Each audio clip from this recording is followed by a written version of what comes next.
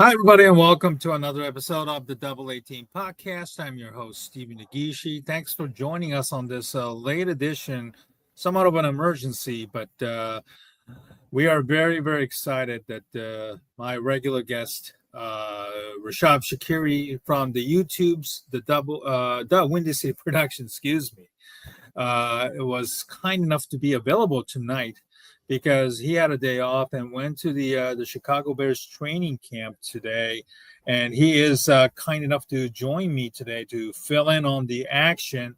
Rashab, thanks for joining me tonight. Thanks for wanting to do this. I'm sure we had a conversation about doing this at some point this week, but it's nice of you to come on and give us about 30-40 minutes or how much time you got there now. Yeah, of course. Glad to be on. There was a lot that happened at training camp. It was a fun time for sure. It was super hot outside, but I had a blast. I mean, compared to last few years at training camp, there was a lot more to see because they actually practiced in front of the fans. The last couple of years, they practiced on the far side of the field, so we could see a lot more things happening. And the energy was great at training camp. Coaches were, really coaching pretty tough, all the players. So it was fun to watch for sure. Mm-hmm. All right, so let's give me what you saw today on this camp. What day is it today? Was it day So it's day 7? 6, I Day think. 6? Yeah. Okay. Yeah. All Yeah. right. So I'll start by talking about the offense, I guess, first of all. So Mhm. offense looked pretty good today. So they started out really good. Vast majority of practice, they were pretty good. There was a bunch of plays that Caleb made. There was a pass to Colson Lovin in the middle of the field on third down. That was a pretty nice play made by Caleb Williams. Nice catch made by Colson Lovin as well. There was Mhm. a deep ball to, I'm not sure if you saw all the videos on Twitter, but there was a deep ball to DJ Moore, which is Yeah, pretty yeah. fantastic. That was on the money. Like, that was a fantastic deep ball. And then Kyler Gordon committed the pass interference. So Yep. it's a shame that it couldn't be completed, but like still, it was a big gain. Or share the video because I know this could be a flag for something. I think we're good to share the video actually, because like we took it, but I mean, Okay. Is it regardless, from your or is it from yeah, your yeah. Twitter? If you look on mine or if you search polls is him, like he also tweeted a bunch of videos Okay. from practice, but I actually had to delete the one that I took because the sign that said no videos allowed was like visible in the Mhm. background. And I mean, it was funny, but like I didn't want it to get me in trouble or whatever. But yeah, Okay. that was a big play down the field. There was a couple nice passes on like out routes to Roma Dunze, to DJ Moore. There was a dump off pass to DeAndre Swift in the backfield off of the blitz. So there was a lot of good stuff that Caleb Williams did. Like, he didn't turn the ball over at all. He got the ball out quick for the most part. He was going through multiple reads. Yeah. And when nobody was open, he was just kind of throwing the ball away and not putting it in a place where defenders can get their hands on it. So, overall, I thought it was a very nice day of practice by Caleb Williams. And, obviously, like, in the end, like, the 2-minute drill didn't go according to plan. Um, they it was like a incompletion and then a sack and then just turnover on downs basically eventually. So the 2-minute drill, the defense definitely won, but overall offense was fantastic. The running backs looked pretty nice. Kyle Monunga had a big run. Roshan Johnson had a couple nice runs. DeAndre Swift also had, a nice run on the inside. So running backs look pretty solid, and offensive line I think was the main like star today of practice because the offensive line looked great vast majority of practice. Like left tackle, all of the left tackles look pretty good, and Braxton Jones looked good. Yeah. Ozzy I'm looked going to share good. the website from Sam Paul's hand here, as you can see here. Some of the Yeah, stuff but that he posted here today looks really, really good out there. So those are the good things that stood out to you today, right? yeah, for the offensive side. And then talking about the defensive side, I'll say there were some backup defensive backs that were doing Mhm. fantastic work. I mean, like there was Taisheem Johnson, who Okay, I'm sure right. most Bear fans are probably not familiar with him, but he's number Yeah, 33. that was an undrafted kid from Oregon. Yeah. Yep, correct. But he laid out two massive hits in the open field. So like he was really practicing pretty hard.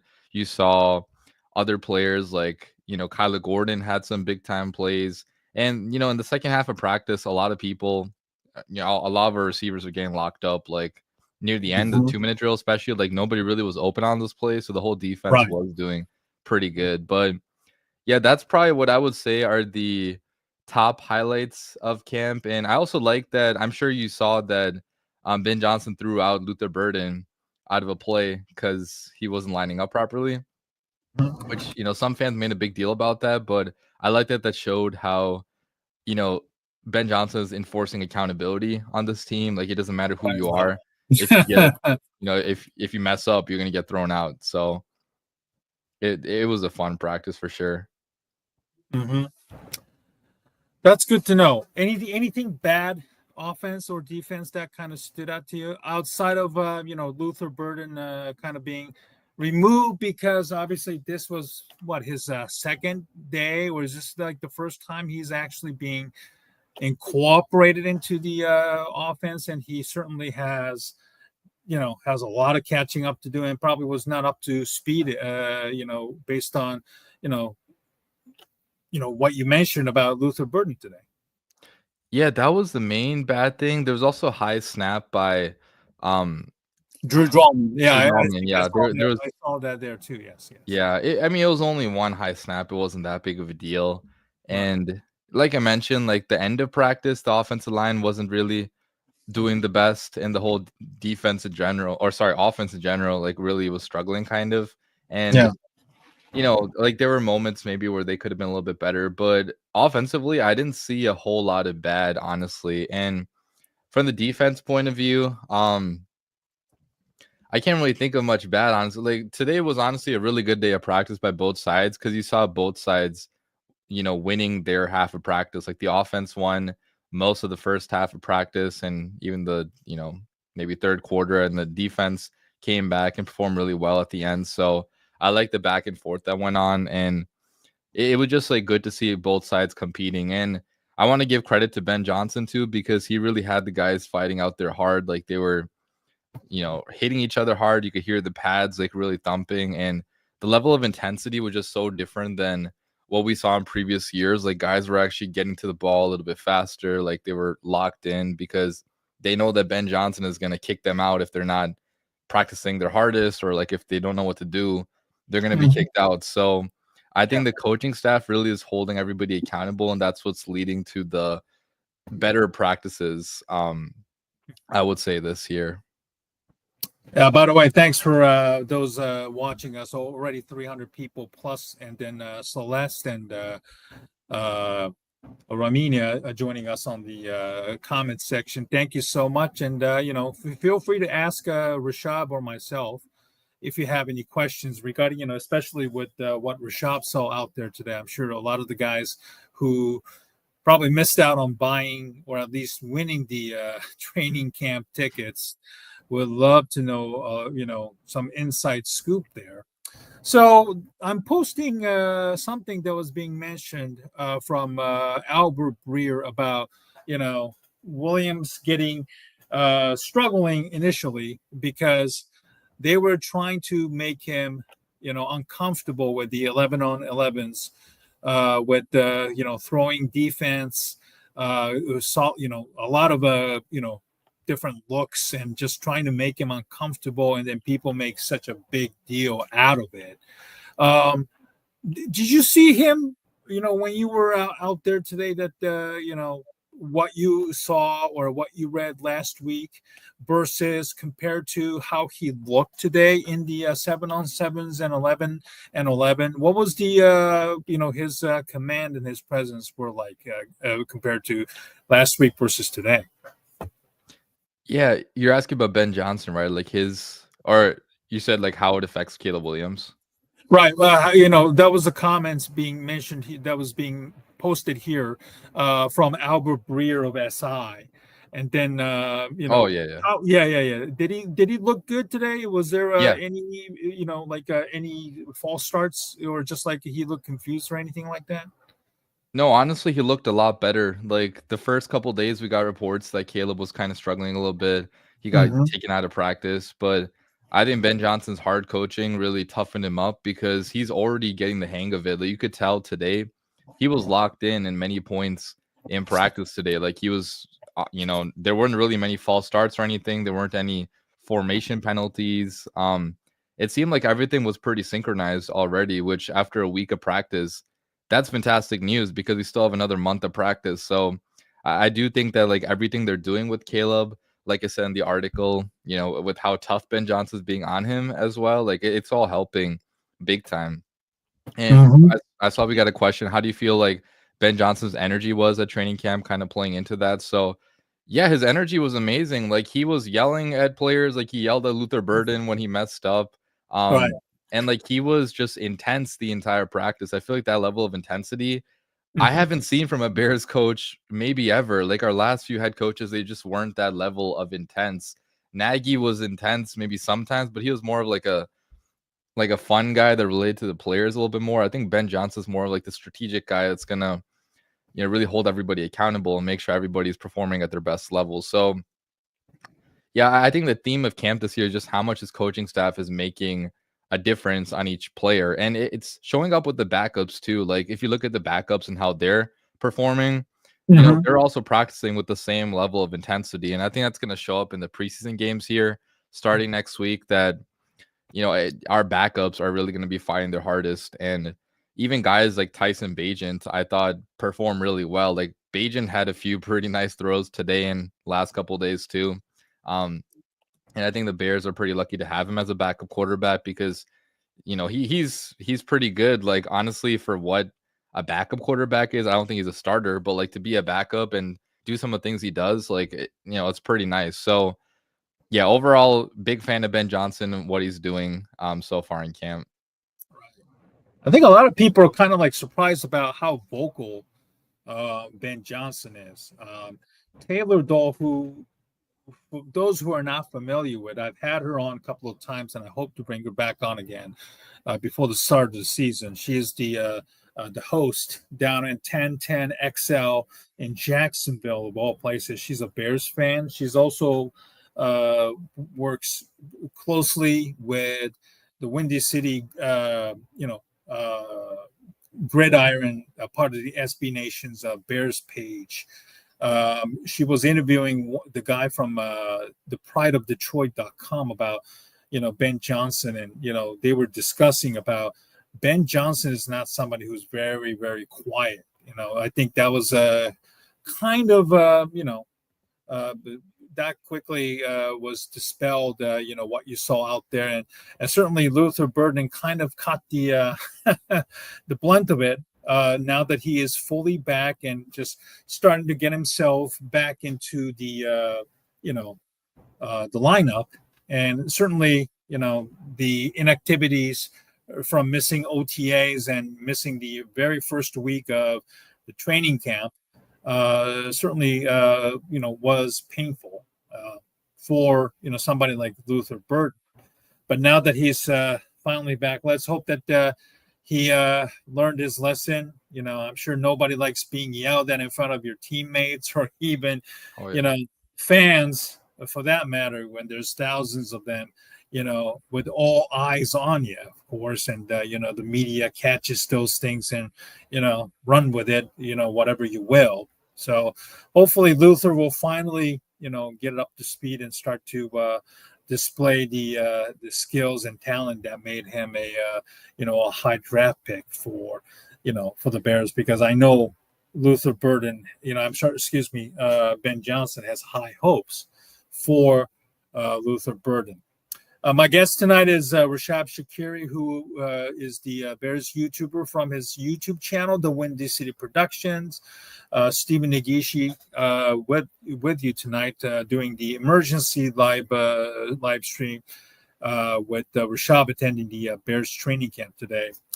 How did Colston Loveland look today? It seems as though there were reports out there he was running the first team, but Komet running the second team, and I think people make a big deal out of it. But to me, it seems as though because Loveland had a shoulder surgery and certainly missed the OTAs, and finally is healthy enough to really start to show his talent.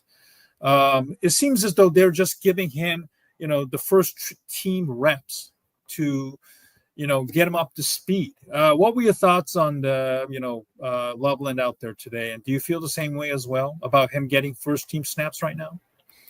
Yeah, Loveland looked really good. Like the last couple days now, he's been a star in camp. He's really smooth mover, like for his size and for how big he is. Like he moves very well. He's super athletic. He's Yeah. super speedy. Like compared to Cole Komet, like it's not even the same type of player. Like they just play two different positions, honestly. Um, no, seriously, yeah, and like he's been making big time catches. He's been targeted by Caleb Williams a lot. One thing I've noticed is that Cole Komet has barely been targeted by Caleb. Like it's been, and part of it is because Komet's been with the two sometimes, but Komet's been used mostly as a blocker so far. Like I've seen in camp, so but like you mentioned, like it might just be they're trying to get Colson Loveland more reps, because he missed so much time with the shoulder injury. But I also think it could mean that Loveland is going to be the focal like receiving tight end on this team, and Cole Komet could be more of like the blocking like complementary piece, which that sounds a little bit disrespectful to Cole Komet because I still think like he's a good tight end and he can still be a receiving tight end too. Like, and like he could still have a good amount of touchdowns, could still have a good amount of yardage this year. But the way that Colson Loveland moves, the way that he can catch the ball and like move downfield, he could kind of work in that big slot role for the Chicago Bears, and he could be super productive in the middle of the field. I mean, especially for a young quarterback, you want those tight ends that can catch the ball, that can be that big body to throw the ball up to when you're in trouble. And now Caleb Williams has two of those guys. He has Loveland, who's the faster guy, and he has Cole Komet too. So very happy with Colson Loveland pick so far. I wasn't like a massive fan when we made that pick because I thought that, tight end maybe wasn't like a huge need, but it's turning out to be a pretty good pick so far. Yeah, I like the fact that Ben Johnson's approach, giving Loveland the snaps that he needs, and so far he is definitely balling out there. I know it's just light practice, even with pads on today. Probably like the second day of pads practice, and so far he has looked good. You're worried about his shoulder getting hurt again.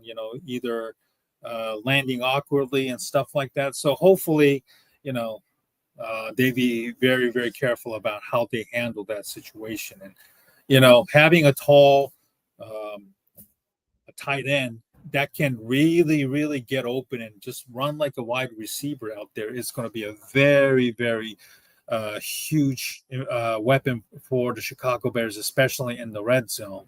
When he can run like routes like a wide receiver out there, just a bigger guy, and then over muscles, smaller cornerbacks.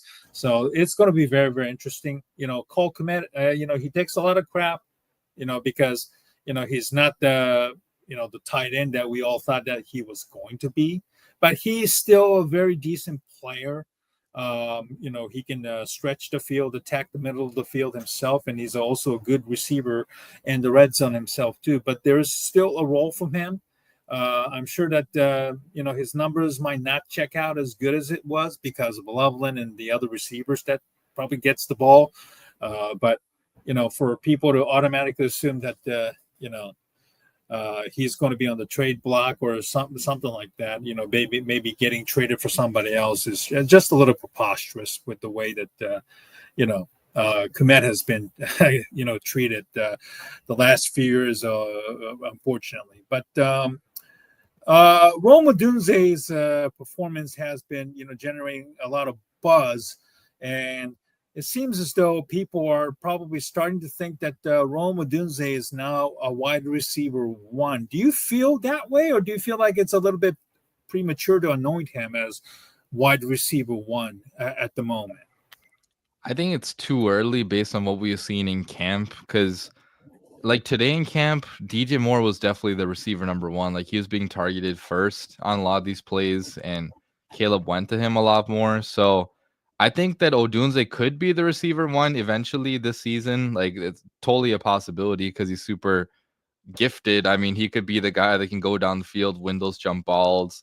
Super athletic guy still. Like, he could put together a fantastic season. So I won't be surprised if he ends up receiver number one eventually. But right now, I still think it's DJ Moore, because just based on what we've seen in camp, he's still the guy getting the majority of the targets and being the most consistent for the most part. Like, Odunze had a nice catch today, but bobbled it a little bit. Like, we still need to see more from Odunze to really crown him a receiver one in this league.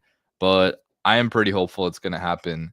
Obviously it's going to be tough though this year for any receiver to get a huge amount of yards, because we just have so many weapons. Like, Luther Burden is also going to get involved.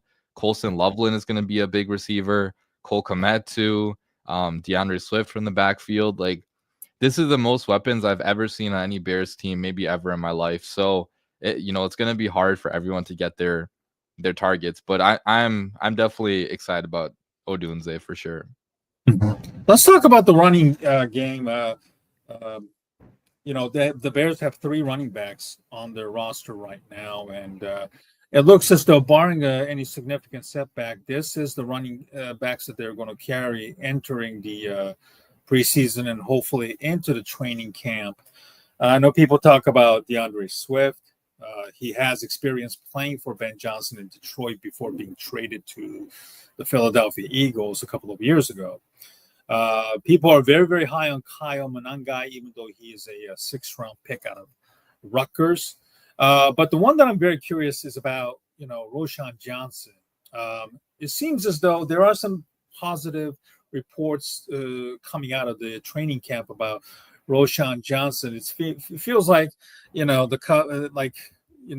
so on point with the way Matt Eberflus and his staff handled the personnel last year.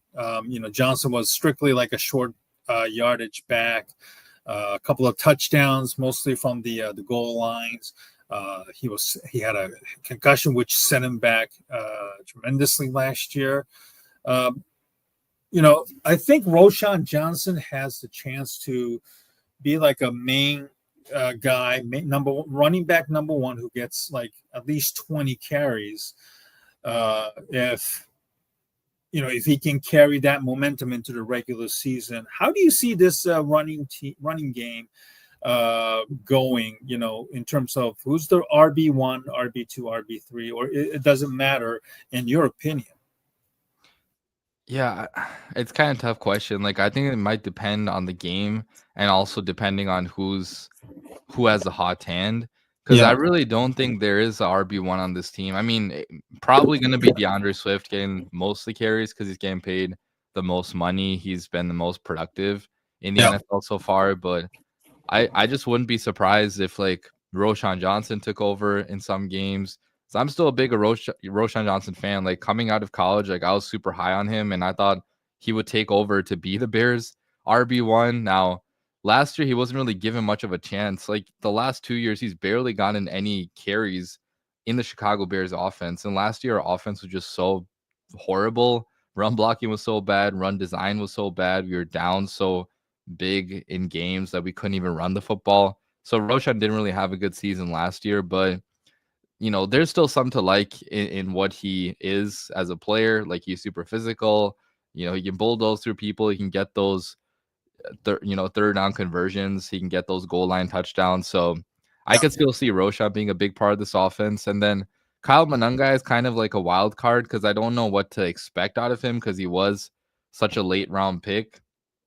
But we've seen late round picks be super productive in these types of offenses. I mean, for Kyle Shanahan, like, he drafts a different 7th round running back every year, and that 7th round running back turns into being a really good player, really productive player. So I wouldn't be surprised if Monangai also ends up being RB1. So, I feel like my final answer is that it's going to depend based on the week. I don't think any running back is going to take all the carries on this offense. My guest tonight, Rishab Skiri from the YouTube channel, DaWindyCity Production, talking about his experience attending the Bears training camp today on this Tuesday night. It's an emergency live stream. Rishab kind enough to give us his time after attending the practice today. Let's talk about defense. it seems as though obviously defense has had their the numbers against the offense, and it's usually works to be that way in any team, not just limited to the Chicago Bears, of course. But what did you think of the defense today? What stood out to you comparing to what we were used to seeing with Eberflus's outdated cover two last year to Dennis Allen's more aggressive blitz style? Did you see a lot of like say nickel packages out there? Like 5 defensive backs in throughout the practice today? Yeah, for sure. There was even some dime packages too, like even more defensive backs. Like there were so many different like formations that Dennis Allen was using. It was a lot more like different, I would say, like more varied than Eberflus's coverages, and it was also a little bit more aggressive in some ways. Like there was tighter coverage being played. They were closer to like at the line of scrimmage. The DBs were closer to the receivers. Like they weren't allowing that cushion to them. So I thought it was definitely like a pretty good defensive performance, at least at the end of practice. And early on in camp, we got so many reports about how good this defense has been doing. The defensive backs are really shining. Like all these guys coached up by new defensive backs coach Al Harris.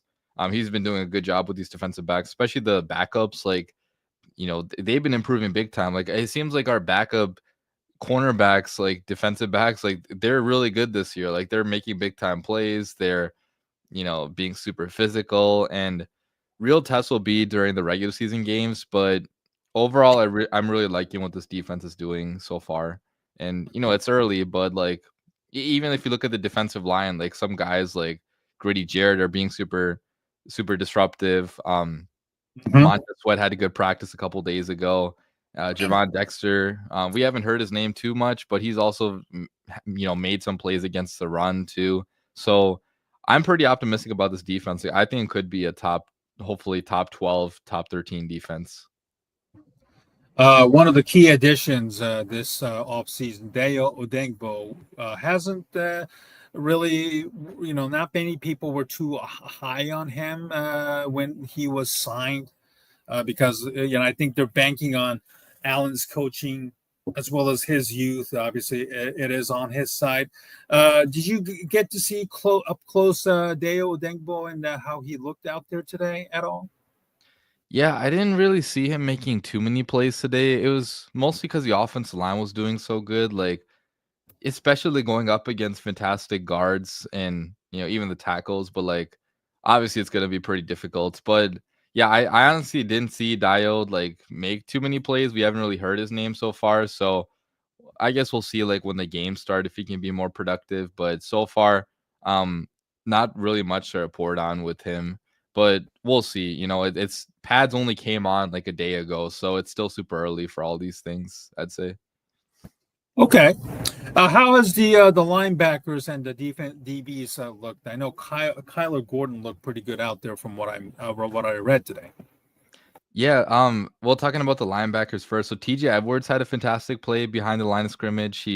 I forgot which receiver had the ball, but like Caleb dumped the ball off in the backfield basically, and then TJ Edwards wrapped up around him immediately, brought him down for the tackle. So Edwards has been looking pretty good. Tremaine Edmonds, he had the interception a few days ago, or did he have the I think it was him. Yeah, a couple days ago that had the interception against Caleb, but he's been a presence out there in the middle of the field as well. So, overall linebackers have been solid. And then the LB3 is Noah Sewell right now, the brother of Penei Sewell, who we drafted in the Yeah, fifth yeah, yeah, round yeah.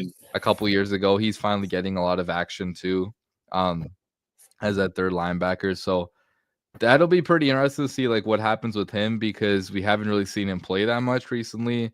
Jack Mhm. Sanborn was the guy that was manning that third linebacker role, but that's a story to watch. So overall, linebackers have been okay, and defensive backs I feel like have been amazing. I mean, aside from maybe a few mistakes, like Tyreek Stevenson working on the end around, he got thrown out by Cole Kmet. Like, I mean, that wasn't a good play, but if you look at them in coverage, like there have been multiple plays where the coverage has been super tight, and some Yeah. of them Caleb has still completed the passes, but coverage has still been good for the most part. Like, especially in the end of practice on these 2-minute drills, coverage was locked down. Guys were really, locked in. And, today we didn't see any turnovers from the defense, but in other days we have seen multiple turnovers too. So I think the secondary can be pretty solid. And right now, Jalen Johnson is not even on the field. He's not going to be on the field for another month. And that's by far the best player in the secondary, maybe the entire team. So Right. yeah, I think Bears fans should be pretty optimistic about the secondary. That's the part of the defense I'm like highest on right now, I'd say. How has Tyreek Stevenson looked today while Jalen Johnson is out? Yeah, he looked okay. It's hard to pinpoint, each play in exact, but I just remember him getting like bulldozed by Cole Kmet on the end around. Okay. So, but I mean, that was kind of a tough play to make. I mean, Cole Kmet's much bigger than him, but overall, he looked, decent. He looked a lot more locked in, I would say, this year. Like, he wasn't really doing like the celebrations and like the extra stuff he did, because I think he realizes like he needs to lock in this year and like not do all the extra stuff he did last year, because all the distractions and all the not focusing, I mean, that showed up in the Commanders game. So he seems like he's locked in and like really focused on being a good cornerback this year. And, hopefully that shows up in the games too. Mm-hmm.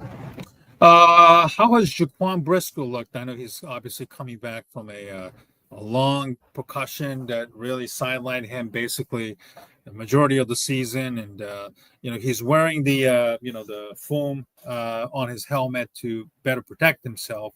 How has he looked out there today? Yeah, he was pretty good. Like, he was moving out there pretty well. Didn't see him like exactly make a play on the ball, but there was a couple plays where he was in the general area and he probably prevented Caleb from throwing the football. And there was one play where Caleb kind of overthrew the ball, but part of it was because Jaquan Brisker was coming in there to break up the ball. So I thought he looked pretty good. He was moving out there, pretty strong. It seems like he recovered fully from whatever injury, like the head injury that he had. He seemed pretty healthy, and I actually got to take a picture with him too. So I got to like, speak with him for a little bit, like take that picture. So that was pretty cool. Super nice guy. Like, he was really signing a lot of autographs and like talking with the fan base a lot. So, or another thing I forgot to mention was that in the second half of practice, like when the team drills were starting, the 11-on-11s, like he was getting super pumped up right before it started. He was jumping up and down and just like screaming and just like super excited to start. So his energy is really a big boost to this team and the secondary, because like he's that scrappy type of player that the Bears need on this team. And he could be a villain sometimes. Like, other fan bases don't like him, but I think if he just plays good football, like continues being that villain, like he could be a very valuable member of the Chicago Bears. I'm going to share a clip. I'm about to share a clip from CHSN. This is from ESPN's Dan Orlovsky talking about it's going to take years for Caleb to learn the offense. I'm sure you probably saw it. For those who aren't familiar, here's the clip of it. Well, speaking of ramp-up time for guys like Aiden Hutchinson, there is a ramp-up time for the Chicago Bears learning this new offense. Well, ESPN's Dan Orlovsky. Oh, hold on a second. I apologize. Maybe a little bit of a issue with the my internet, unfortunately. But anyway, while we wait for had this to say about Caleb Williams getting a handle on what's being put in front of him. He has to erase a decade worth of playing a certain style of football and rebuild the habits. Sure. It is going to take, candidly, years. Ben Johnson rocket shipped with Jared Goff. Jared Goff took 4 or 5 years of the NFL in building that footwork part of his game up. And so it's not like it's going to be impossible in October, November, December. It's just going to take time. I'll let you run with that one, David. Well, I think that I have a lot of respect for what he does. He played in the NFL, Clay, as you did. He watches a lot of tape and it works hard, but that just seems extreme to me. It seems exaggerated and on brand, because I think that we're talking about it because it is the worst case scenario. Years? Is it going to take years for Caleb Williams to be a good quarterback? If it takes years, it won't be in Chicago. because he won't have that much time. He has this year and he has next year. By then, you're going to know if he can adjust to having his left foot forward and not be out of the shotgun and all the things that we're worried about and focused on now. But I think that is, to me, looking at the glass half empty, when I think, in fact, that's not always fair to do. Clay, you put this out on Twitter, and it got a ton of engagement when you retweeted what Dan Orlovsky had to say. Yeah, so here's my thoughts on the matter. He's not learning Ben Johnson's offense in Detroit. He's not learning Jared Goff's offense. Ben Johnson specifically said, we are building this thing from the ground up. So you are learning a new offense. Yes, but this offense is going to be built around Caleb. Right now, they're throwing a bunch of stuff at him. He's drinking through a water hose, David. Okay. Yeah. And Take a shot every time you hear that. A lot of stuff in, but eventually, Ben's going to figure out what he does well. And when he does, he's going to narrow this thing down, and it won't take years. I think it'll take a season. Dan's point is well taken. It will take some time, but I think that we're talking about weeks and months, not years. But when you say years, it gets a lot of attention, and it forces you to be either or, check a box, yes or no. There's not black or white. There's a lot of gray area when it comes to evaluating Caleb Williams and his progress with Ben Johnson. All right, so we just saw about this, and then we just saw it, and then they're discussing a lot about it. I know there were reports that Albert Breer were talking about Ben Johnson and the offensive staff, stuffing a lot of stuff to Caleb about the offense and cadence and all that other stuff. Do you feel like watching him out there today, at least he's maybe a little more comfortable, even though there's so much stuff that is it's being said that he's being fed on? And do you feel that at least from watching him today, that he's finally kind of getting the cadence and all that stuff, and that and you have absolutely no problem with him having to learn so much stuff already?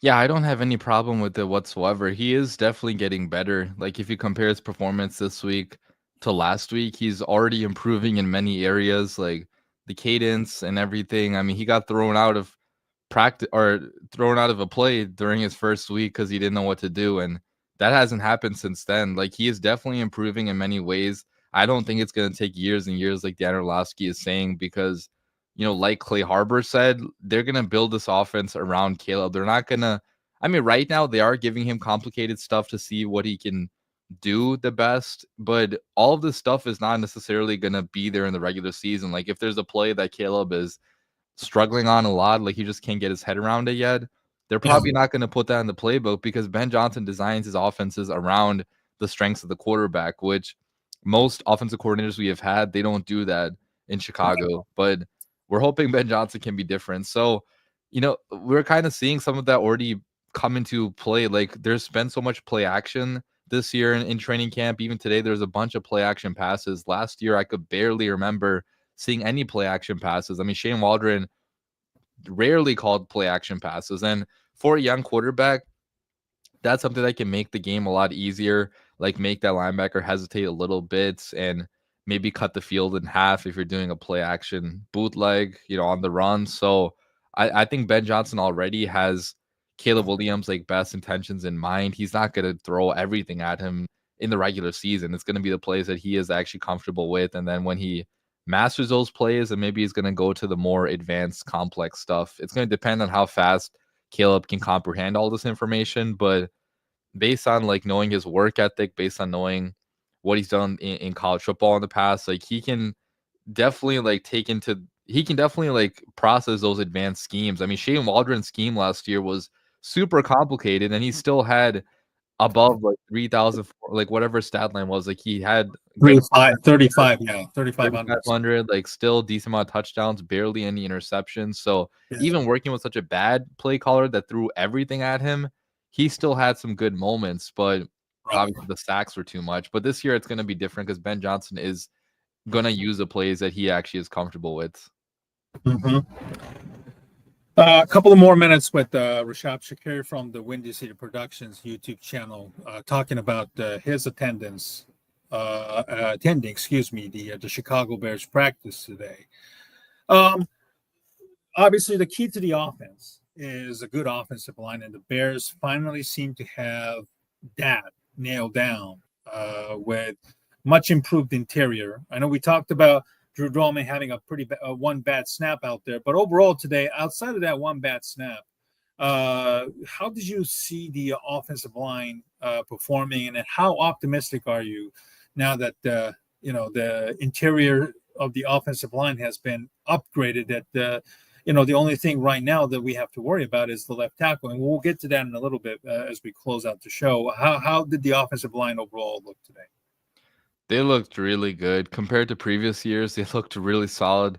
Defensive line wasn't really doing much of anything in the first half of practice, and yeah, the interior looked really good. Like Joe Tooney was rock solid. I can't think of any bad plays by him. Drew Dalman, besides for one high snap, he had a pretty good practice as well. Jonah Jackson's been looking pretty solid too. I mean, whole interior has been revamped, and it just looks really good right now. Like Caleb had ample time in the pocket to step up and deliver throws over the middle of the field to connect on third down. I think Caleb is going to have good amount of time this year in the pocket because interior especially is really good. So I was very pleased with the play of the offensive line. Where would you put the the pressure on Caleb's pressure on Caleb Williams to perform compared to the other quarterbacks? Or not just quarterbacks, the players, because I was listening to ESPN Chicago on my app yesterday, and Mark Zeno, the game night host, said that the pressure for Caleb Williams to perform, he puts him at number 2, and he said that Ben Johnson made a mistake of taking this job, and then we were talking about it would take long time for Caleb to get the bad habits out of his system. Obviously, he was a shotgun quarterback primarily in high school, and then of course with USC under Lincoln Riley, and then some of the stuff that is very, very, very much similar to the video we just played a couple of minutes ago when Dan Orlovsky was saying the same thing. Do you feel like that is justified, or do you feel like just people are talking crap because it's the Bears, and Bears don't have a good history of drafting or developing quarterbacks? Well, obviously the history isn't good, but I just think that the situation is so different. Like, there is going to be pressure on Caleb Williams for sure. Like, I think he is top 5 most pressure to perform this year because last year didn't go according to plan. But a lot of it just comes down to wins and losses. Like, if you look at like Bo Nix, for example, I mean, he had a pretty decent rookie season, but he also didn't do anything insane. I mean, like Broncos won good amount of games, which is why like he was viewed as being a good rookie quarterback. But that's the same thing with Caleb. Like if you start winning games, I think that's what's gonna make people change their opinions of him. But he is under pressure to perform for sure because like we've upgraded everything. Offensive line is upgraded, receiving core is even more upgraded, coach is heavily upgraded. There really aren't any excuses this year for Caleb Williams. If he doesn't perform, it's going to be hard to see him being the future quarterback of Chicago, honestly. Like he needs to perform this year, but I do think he will because he's too good to fail with how good of the supporting cast he has now. Absolutely. I think there will be some growing pains, with the offense because, you're installing a new one, and, Caleb himself has to just take the easy routes. He doesn't have to hold on to the ball and just wait for the offensive line to get their feet set and block. At least, with a better offensive line, like you said, and, just see the field very well quickly and then just dump it off. Take the easy yards. Some of the stuff that, he had to deal with, it's very, very difficult to get it out of your own system, especially when you were sacked 68 times. And those things are still very much fresh in your minds, once the game starts. So hopefully, he can be very consistent and then just be able to take what the defense gives, go for the easy yards, let the defense come to you, and then just make some, trust in Ben Johnson's system as well as the skilled players that he has around him, and hopefully, he can quiet and doubt, or silence the naysayers that we just saw, Mark Zeno, Dan Orlovsky's of the world. And, because it will only, ample up as the season gets closer, and they're going to talk shit about Chicago Bears, unfortunately. So hopefully they will silence the doubters.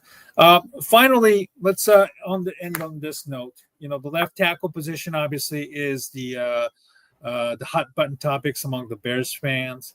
You saw it. We've seen it. We've been, talking about pretty much Braxton Jones, Ozzie Trapello, and then Kieran Amagashi. 3 of them getting reps right now. From what you saw today, do you feel like this job is still Braxton Jones to lose, or do you feel like Ozzie Trapello is going to steal this job like people think that, many people are predicting? I think it is possible that Ozzie steals it eventually, but I don't think it's going to happen at the beginning of the season. I think being the season, at least the first month, they are going to give to Braxton Jones because he is the older veteran player at this point. Like, you don't want to risk too many things during such a big season for Caleb Williams. We already know Braxton Jones can be at least a average good left tackle. He's not going to be elite, but like you already know you have that in Braxton Jones. So unless he's injured, I just find it really hard for Ozzie to beat him out completely. But maybe later on the season, there could be a way that he makes a starting lineup. Maybe it could be due to injury or maybe bad play by Braxton. But Ozzie has really been impressing me a lot this year. Like today, he looked really solid. I think he has a higher ceiling than Braxton Jones I think he could be a top level left tackle if he pans out his potential. So, okay, I don't think it's going to happen right away, but like eventually I think he could be the replacement for Braxton Jones. That is like the X factor on the improved offensive line. I think Darnell Wright as a right tackle will continue to perform at a high level. Ozzie Trapello, I think a lot of people thought it was probably more like a right tackle or like an interior guy, but I think his versatility is going to be huge. Once he got drafted, you heard stories about how he used to practice at left tackle after practice was over at Boston College. So he knows where the money is. If you're a left tackle, that's where you make your most money. And kudos to Ozzie and his work ethic and dedication. I understand Braxton has experience, and he's coming off an injury that literally robbed him basically the entire offseason, and so he's kind of easing back in right now. But I hope Braxton puts up a good fight and show that he has gotten better, even coming off a serious injury late last year. But I do feel that Ozzie at some point could steal the job.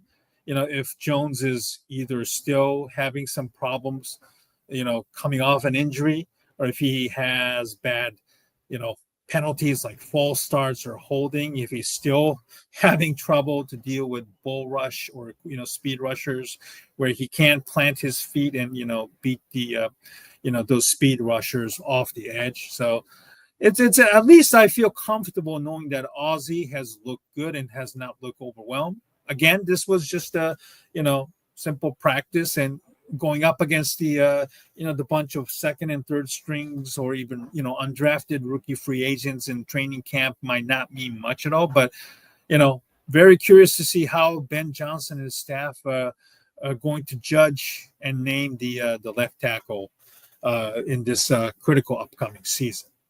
Listen, Rishab, thank you for your time. Sorry we went up a little bit over, but I'm sure you had a great time tonight, and hopefully, I'm sure you're just ready to hit the bed and go to work tomorrow. So I really appreciate you doing this late at night, and yeah. And do you plan on going back to practice again, or is this it for you?